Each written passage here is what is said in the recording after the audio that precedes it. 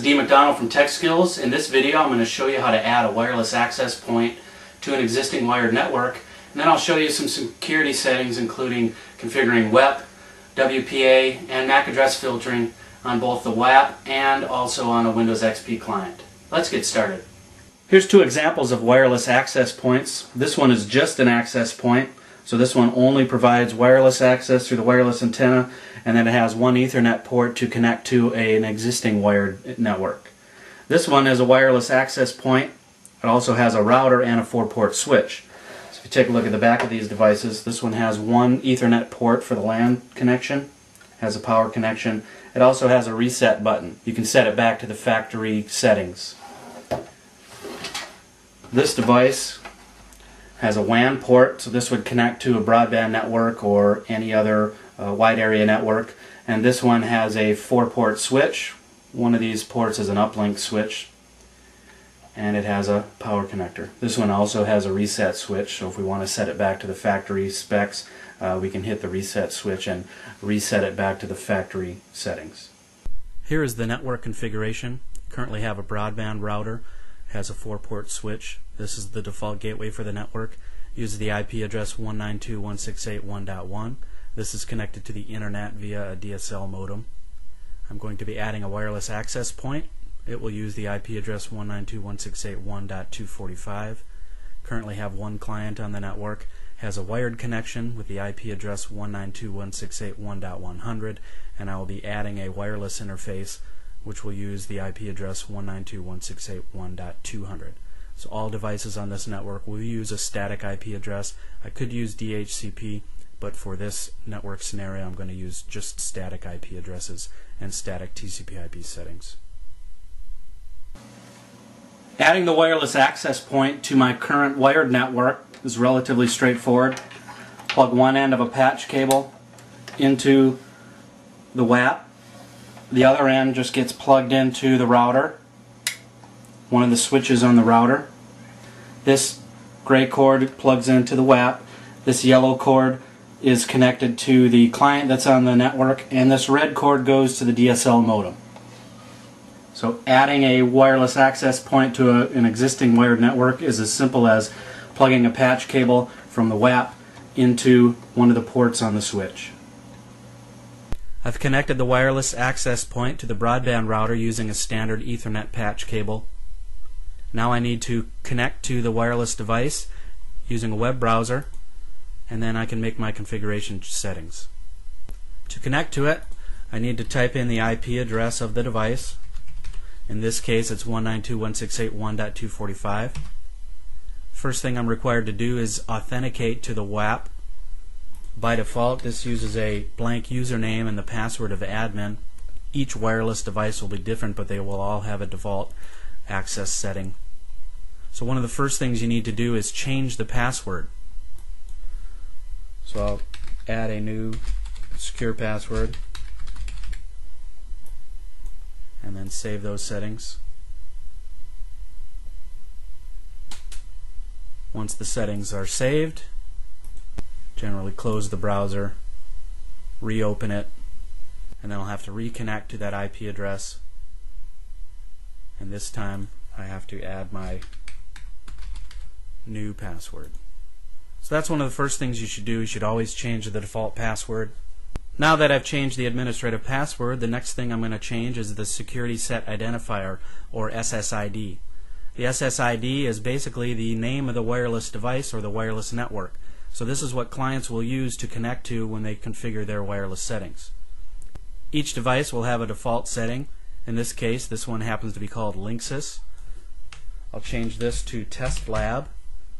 It's a good idea to choose a unique SSID. I have seen clients that plug in multiple devices and use the default settings. This can cause a problem if you have two network devices that are in close proximity that use the same SSID.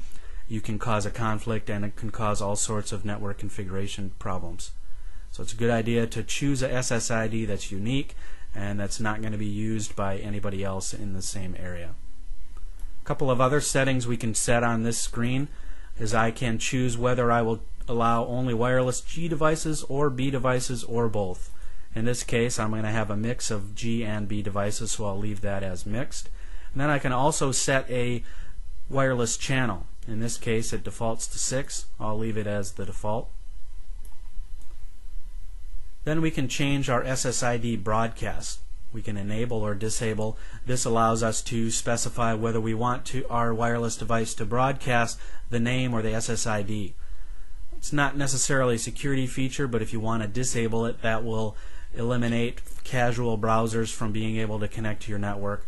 Anybody that wants to connect will have to know the SSID. In this case, I'll just leave it enabled so we can see the default setting. Now that I've configured the SSID, I'll save that setting. Now any wireless clients that will connect will see that name as one of the wireless networks in the area. Save the settings and then close the browser. This is the wireless network card I'm going to be installing. This one happens to be a USB. It's made by Linksys. Has an antenna and a USB connection. So pretty easy to install. Just connect this to a USB port, install device drivers, and then you can use Windows XP wireless configurations to configure our settings. Now the wireless access point has an SSID assigned. We've secured it with the admin password, but we haven't made any encryption or security settings as far as the wireless connection. So I'm going to connect my wireless network interface card. Once this is connected, I can make configuration settings. One of the first things I'll need to do is set the static IP address. So once Windows detects the device,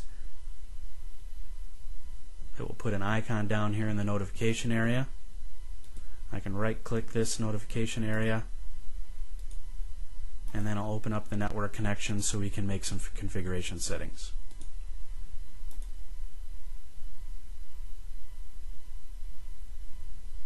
The first thing I need to do is set the TCP/IP settings. In this case, this device is going to use a static IP address of 192.168.1.200. It will use a Class C default subnet mask, and the default gateway, if you remember, for our network was 192.168.1.1. Our router will also perform DNS for this network, so we'll configure that IP address as our preferred DNS server. Save those settings. So now our wireless network configuration is using a static IP address, and then now we can connect to wireless networks. So if I right-click the wireless connection, click View Available Wireless Networks, we can see the list of available wireless networks. Some of these happen to be secured. This one, our test lab, is unsecured at the moment. Double-click. Here it's telling me, hey, test lab is not a secure network. Are you sure you want to be able to connect? I'll just connect here so you can see what happens if you connect to an unsecured network.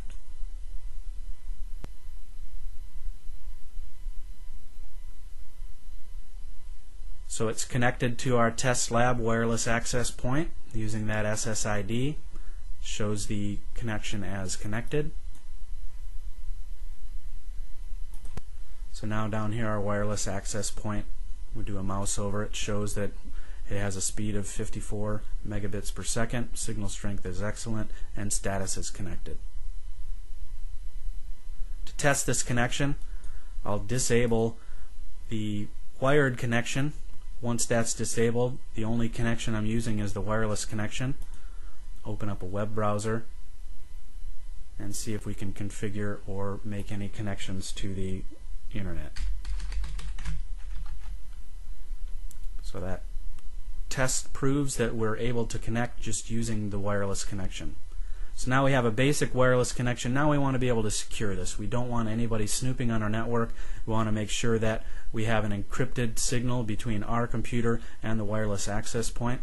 So we'll configure some security settings.